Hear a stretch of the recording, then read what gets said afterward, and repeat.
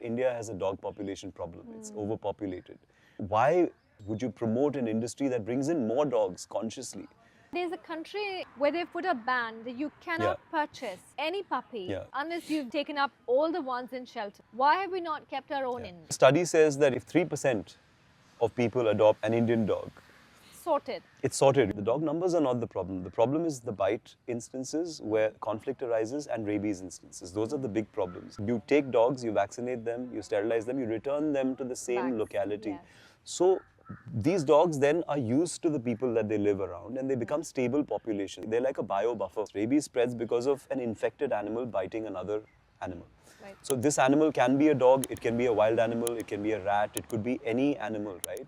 And what happens is when you have vaccinated dogs living around you, they just stop rabies right there. Because when they get bitten, they're already vaccinated, they chase out that rabid animal, and that's the end of it. But you remove these dogs, those animals are still going to come in. Because you don't have your peripheral protection. New dogs will come in, and then they're going to find their way wherever there's food, because you dispose of your waste everywhere. And those dogs are going to come in, they're not going to know you, they're not going to be sterilized. And two of those dogs will come, they'll start fighting with each other for territory, and then bite instances are going to go up. Yeah. And if you remove all dogs, cat populations will increase. Cats can cause rabies as well. If you remove all cats, then rat populations will increase. They will bring new diseases. There have been instances in the past where, they've caused plague in Surat. 1600s, the Black Death happened in London because when the plague happened, they killed off all the dogs and cats.